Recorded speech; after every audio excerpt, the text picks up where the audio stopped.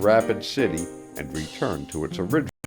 A master sergeant who had seen and heard the happenings told me that in all his years of duty, combat radar operations in both Europe and Korea, he'd never been so completely awed by anything. When the warrant officer had yelled down at him and asked him what he thought they should do, he'd just stood there. After all, he told me, what in hell could we do? They're bigger than all of us. But the warrant officer did do something. He called to the F-84 pilot he had on combat air patrol west of the base and told him to get ready for an intercept. He brought the pilot around south of the base and gave him a course correction that would take him right into the light, which was still at 16,000 feet. By this time, the pilot had it spotted. He made the turn, and when he closed to within about 3 miles of the target, it began to move.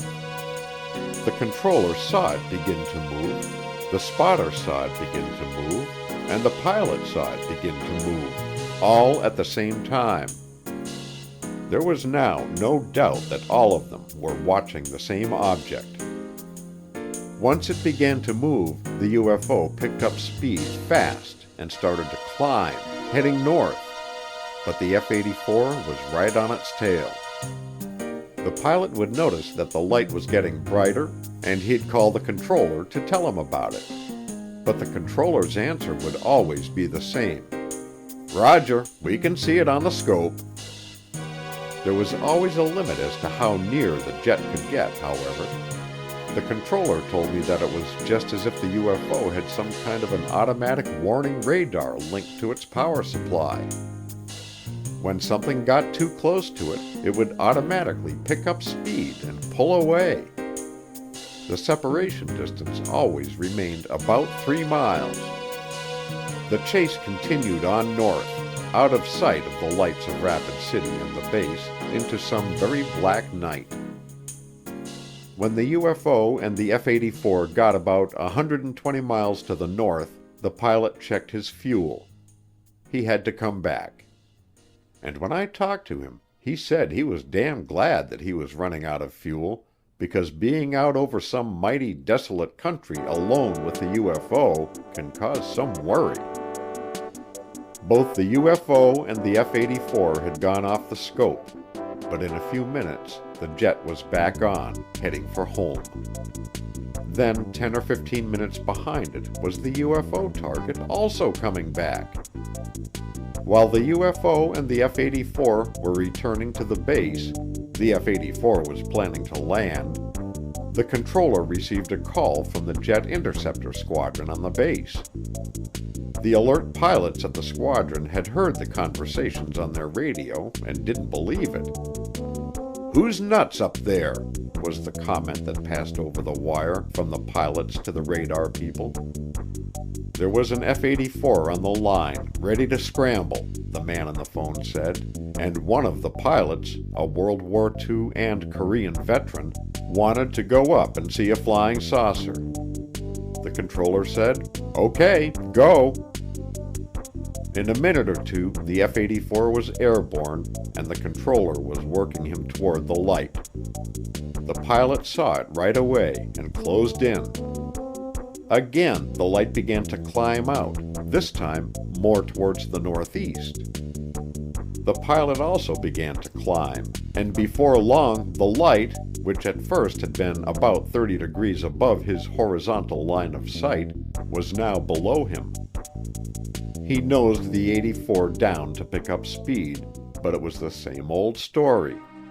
As soon as he'd get within 3 miles of the UFO, it would put on a burst of speed and stay out ahead. Even though the pilot could see the light and hear the ground controller telling him that he was above it, and alternately gaining on it or dropping back, he still couldn't believe it. There must be a simple explanation. He turned off all of his lights. It wasn't a reflection from any of the airplane's lights, because there it was. A reflection from a ground light, maybe. He rolled the airplane. The position of the light didn't change. A star. He picked out 3 bright stars near the light and watched carefully. The UFO moved in relation to the 3 stars. Well, he thought to himself, if it's a real object out there, my radar should pick it up too. So he flipped on his radar-ranging gun sight. In a few seconds, the red light on his sight blinked on. Something real and solid was in front of him. Then he was scared. When I talked to him, he readily admitted that he'd been scared.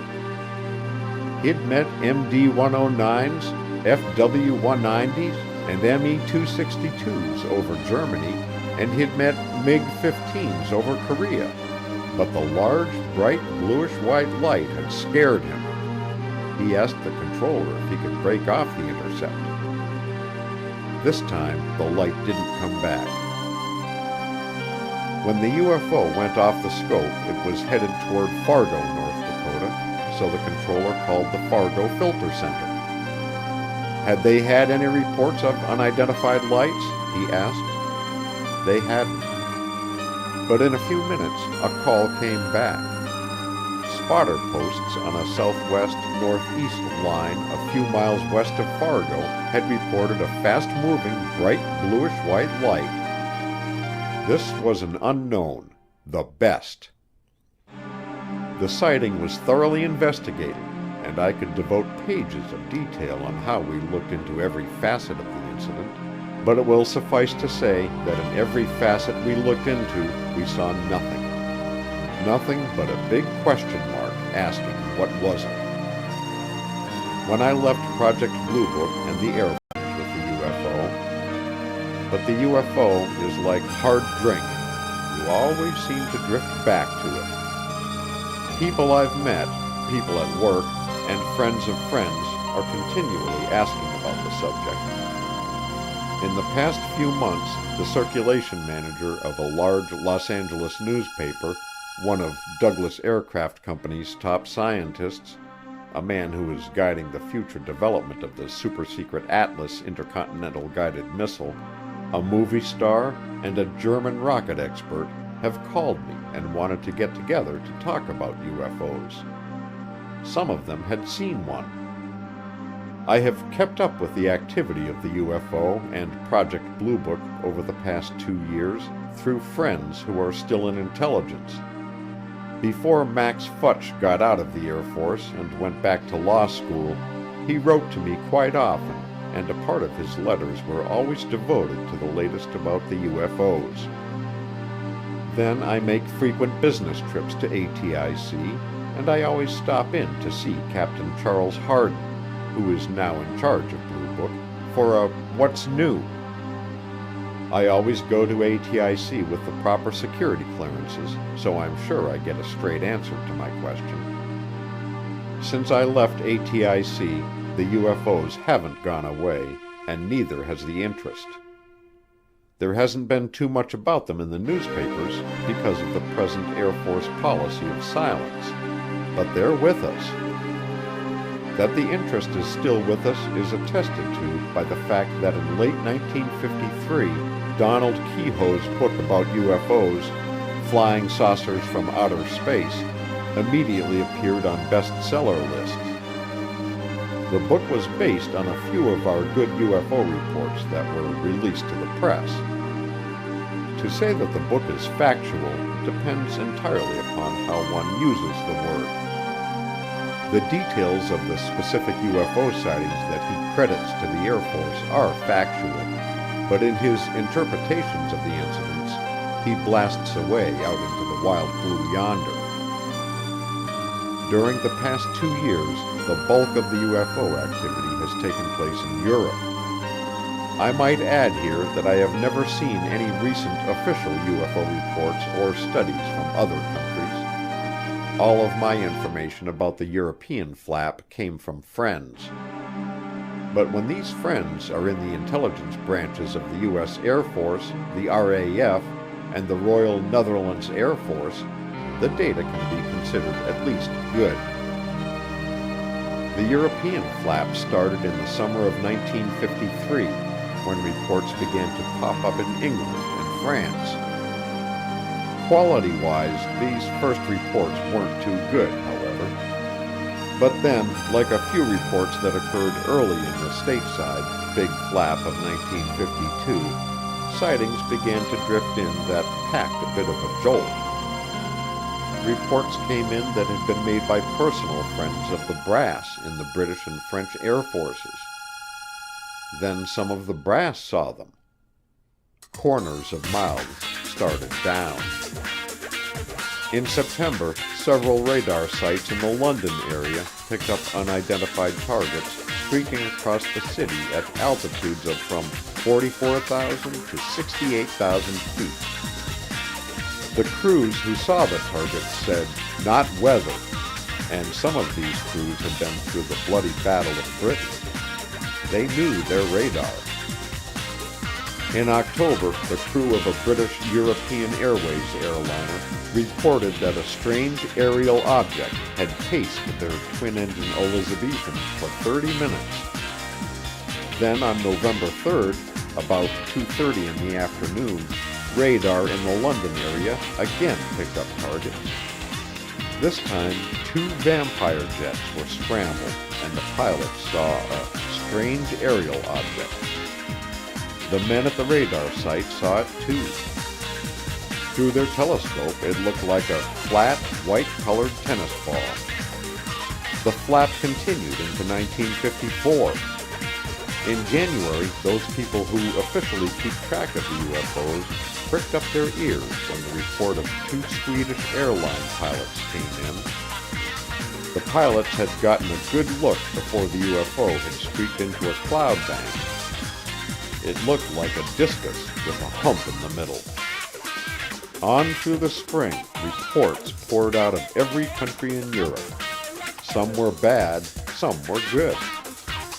On July 3rd, 1954, at 8:15 in the morning, the captain, the officers, and 463 passengers on a Dutch ocean liner watched a greenish-colored saucer-shaped object about half the size of a full moon as it sped across the sky and disappeared into a patch of high clouds.